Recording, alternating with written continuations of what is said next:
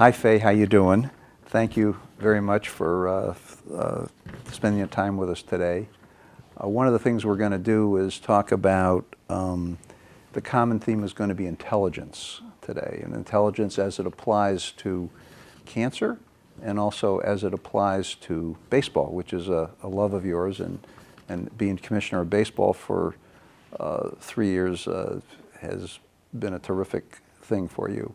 So I'm going to let you put it all together, how intelligence impacts cancer and baseball.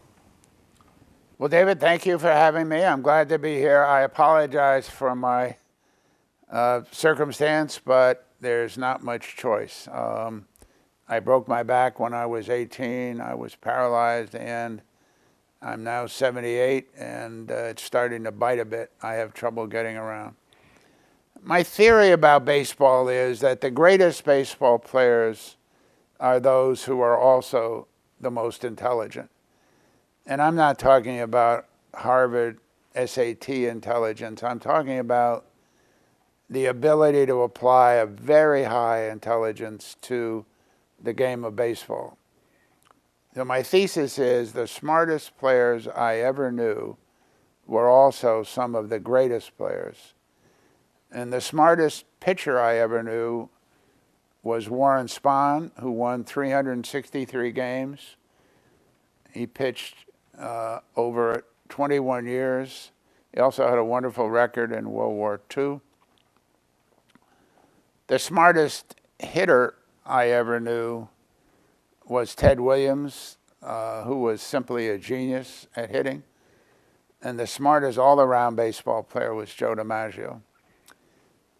But I'm going to start by telling you a story about the great American philosopher, probably the most well-known and certainly the most popular American philosopher who ever lived. And you might say Mark Twain, and you're close. The real answer is Lawrence Peter Barra from the Hill in St. Louis, who was a great man and a great friend. And he got off some of the most incredibly wonderful and actually insightful statements in American culture. And I was with him one day when Larry Doby was, there was a memorial service in Paterson, New Jersey for Larry Doby. And I went because I loved Larry Doby and I knew him very well. And in the front pew, they had Phil Rizzuto to my left at the far end of the pew. Then sitting next to him, the great Yogi. Sitting next to Yogi was the great Fay Vincent. And to the right was my good friend, Ralph Branca. So as we sat in the pew, Ralph leans over me and he says to Yogi, now I swear to you, I was there. He says to Yogi, Yog, it's really nice of you to come to Doby's funeral. And the following was Yogi's response, and I guarantee you, he said it exactly this way. He leans across me, he says, Ralphie, I go to your funeral, so you'll go to mine. And I said to him, Yogi, you did it again. He said, what? I said, Yogi, it makes no sense. He said, what do you mean? What do you mean? He had no idea. It made sense in his world, which was we all ought to be respectful of the dead, so somebody will be around to be respectful to us. Yogi was a great American. Most people don't know it, but he served on a rocket launcher off Omaha Beach on June 6, 1944. Spahn, a great pitcher. I said to him one time, Warren, who taught you how to pitch? And he looked at me as if I had to be the village idiot. Nobody could ask him a dumber question than that. And I felt sort of awkward about it because I thought it was a pretty good question. And he said to me, Commissioner, hitters taught me how to pitch. And it's a wonderful insight into a real genius. Warren Spahn studied hitters as closely as Ted Williams studied pitchers, with the same result. Williams could tell you to the day he died what any pitcher he ever faced threw, what his good pitch was, what his bad pitch was, and mostly he knew when he had the pitcher down in the count 3-1, Williams was able to predict with virtual certainty whether the pitcher would throw him a fastball or not. If you threw him a fastball, you were going to have trouble. Williams would murder a fastball. You could not throw a fastball by him. And my theory is that by applying that incredible memory and genius intelligence to hitting, Williams made it a very simple game. The game was, if you have a pitch that is a good pitch, my objective is never to swing at it, let it go by. If you throw me a fastball, that's my pitch, and I will kill you for that. And I just want to be able to predict when you're going to throw that fastball. And he would say to me, Commissioner, you watch these kids today. They get a good hitter down. They get him down 3-1. They think they got him in a very good position. The fact is, he's got them down because at 3-1, they're going to throw the fastball. That's how they got to the big leagues, getting guys out with a fastball. You can't throw a fastball by me at 3-1 because I know it's coming. The reason is you can't get the curveball over with certainty, so you have to throw the fastball, which you can control. Williams said, that's your fatal mistake. You will say, I can throw a fastball by that big stoop. Williams, he can't hit my fastball. I got here hitting your fastball. I can murder your fastball. Try it. He said, I hit 406 off your fastball.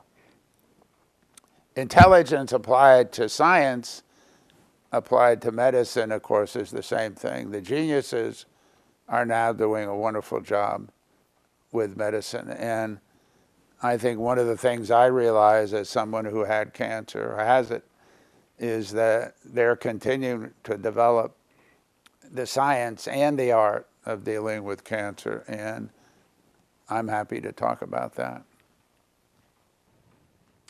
You read the book, The Emperor of All Maladies. A wonderful book, yeah. I learned so much about cancer. I mean, it's a complex book, and it's way over my head in some respects.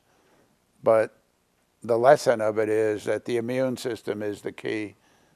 The body is its own answer to most of the body's problems, and they're beginning to discover that. I have a friend who's a major cancer researcher, Dr. John Ziegler, and he was at my house recently, and he said, Faye, if you were to tell me today that you've come down with Hodgkin's disease, I would tell you with virtual certainty it won't kill you today.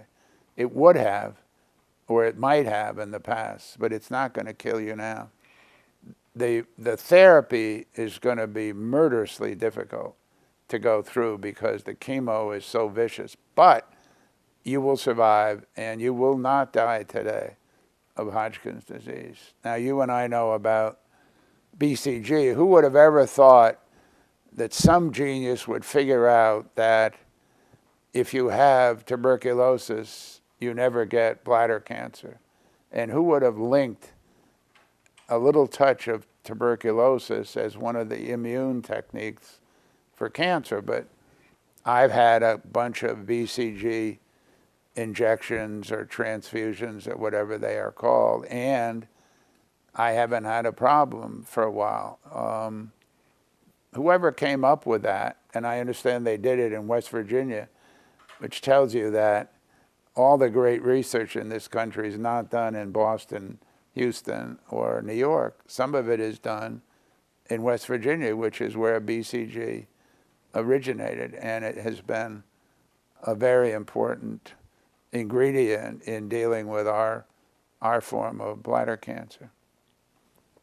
You know, you wrote this article for the TC Palm in which you mentioned that you had bladder cancer, and we're so grateful because one of the objectives of Bcan is to increase the awareness of people, and it's very important for people to speak out about bladder cancer. What motivated you to actually write that article?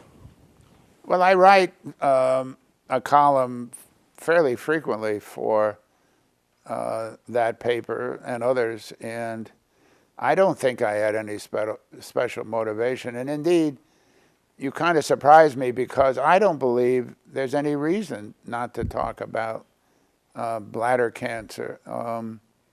Why wouldn't you talk about whatever? It seems to me that, again, the issue is, why are we dealing with cancer? Why are we trying to raise money for it? And the answer is time. Time is money, money is time, and it seems to me the future is money. If we have enough money, we'll get enough time to deal with these forms of cancer. We know this, that every year that goes by, they make progress. Faye, I want to thank you very much for these stories. It really was, it's terrific speaking with you, and I will pass on your regards in person when we play this video at the event coming up next week. So thank you for indulging me, and David, thank you for your work. Thank you very much.